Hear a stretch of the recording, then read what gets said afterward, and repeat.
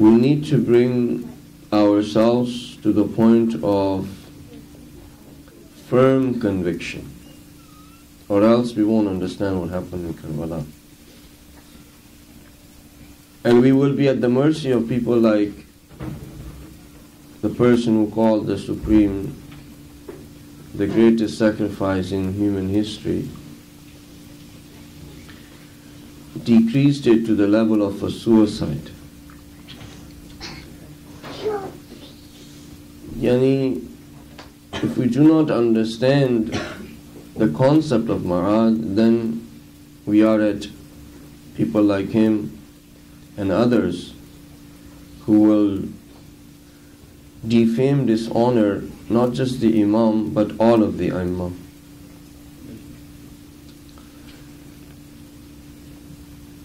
We started talking about that in the first majlis a little bit. I'll just make a couple of comments.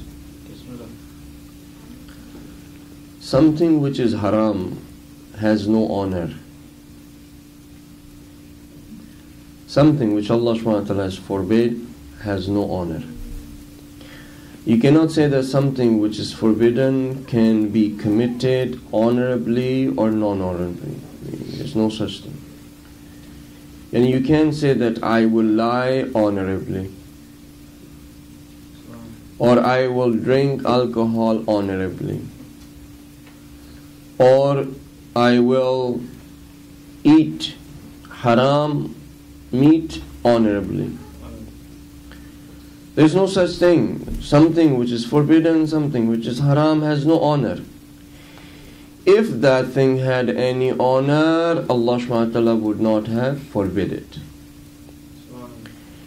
If something which has been made haram had any honor, in committing it would not have been forbidden.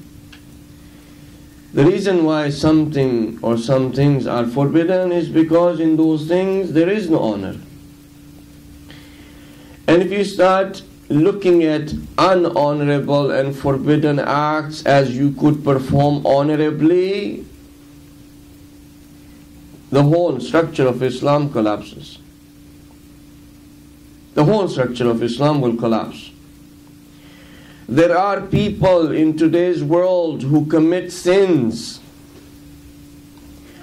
There are people in this world who commit sins saying that we are committing these sins so that this world can be filled with tyranny and oppression so that the 12th Imam can come as soon as possible.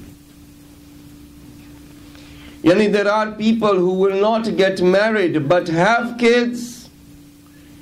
By doing that, their ideology is that we are committing those sins by which this earth will be filled, and that will bring the 12th Imams coming closer. And they committed with certainty that they are not really doing anything wrong, because they are trying to have the coming of the 12th Imam as soon as possible. Or the sacrifices that Imam Hussain gave, you can see that he is in 100% belief that the place is going to go is the place which has been ordained for him, and it is the place where he is going to return. You find in the history books where people are saying that soon your grandfather would be giving you water. Soon, as soon as you go, your thirst will be quenched by your grandfather. Or the Shuhada are saying to each other, I don't want to leave you, Ya Hussein, I don't want to leave you because there will be a separation between me and you. And Imam Hussain is saying, don't worry, soon I will also join you. Yani, there was no need to put that in his wasiyah. The reason why Imam put this in his wasiyah, that you who say Ashhadu an la ilaha illallah, are you in conviction? Are you in conviction? Do you really believe that there is no other God but Allah, and there is no other, then the Prophet is the last Prophet, and that heaven and hell is true, and that the day of judgment there is no doubt in it. If you are not convinced, if you do not have conviction, then bear in mind you will not understand why I am going to Karbala. If you do not understand, if you do not have conviction in Allah, in Rasul, in heaven and hell, in the day of judgment, then you will never understand why I left Medina. It is only if your conviction is there that you will be able to understand what I did and why I did it. If your conviction is not there, you'll be calling my sacrifice as suicide.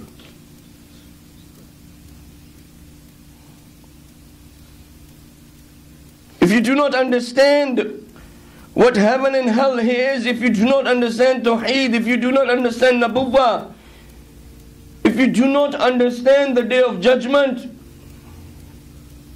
you will never be able to understand what my sacrifice is. The only way you will be able to understand my sacrifice is if you understand these things. You won't be able to understand why I am taking my family and my kids to go and become imprisoned. You won't be able to understand why I am facing certain death. आपको नहीं पता लग सकता जब तक आपका यकीन नहीं है खुदा के ऊपर, जब तक आपका यकीन रसूल पर नहीं है, जब तक आपका यकीन जहन्नुम और जन्नत पे नहीं है, जब तक आपका यकीन महाद पर नहीं है, आप करबला को नहीं समझ सकते, आप मेरे मकसद को नहीं समझ सकते। और उस यकीन के अलावा अगर आप सोचने की कोशिश करेंगे, यानी इस नजरिए से, इस निगाह के अलावा अगर आप करबला को देखने की कोशिश करेंगे, आपको कभी करबला की समझ नहीं आएगी।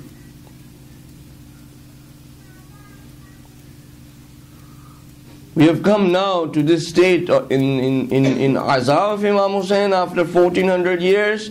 The people are now calling sacrifice as honorable suicide. Maazallah, someone or people would have the audacity. People have done this. They have said and called many different things. They have called and said different things about the event of Karbala, why Imam Hussain did what he did, but never in the history did we have the audacity by people to call the noble, the highest sacrifice of Imam Hussain as suicide.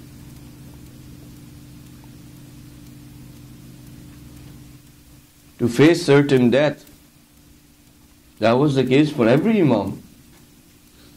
Which Imam did not know who was about to take the grape or the dates that was poison for the Imam, that what he is going to be taking is poison in which he will die?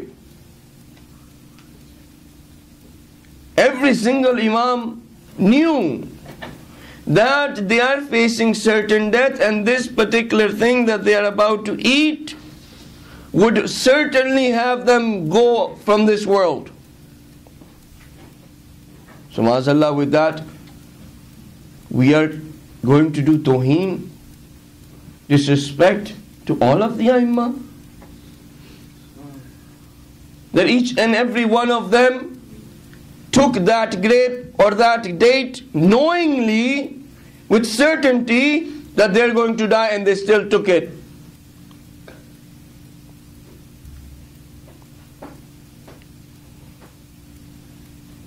Yani, and then we have people who are saying it's okay, it's not a very big deal.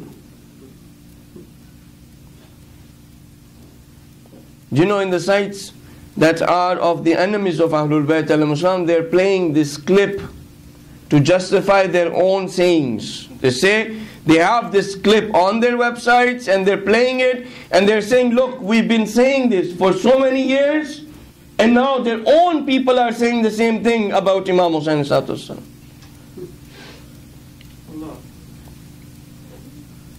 And this is what we've been calling Imam Hussain. यही तो हम कहते रहे हैं, हम सदियों से ये कह रहे हैं बात, और आप देख लो इनके अपने बंदे ने ये बात कर दी.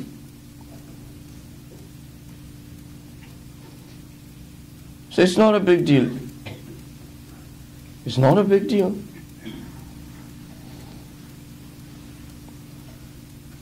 Habil and Qabil. You remember?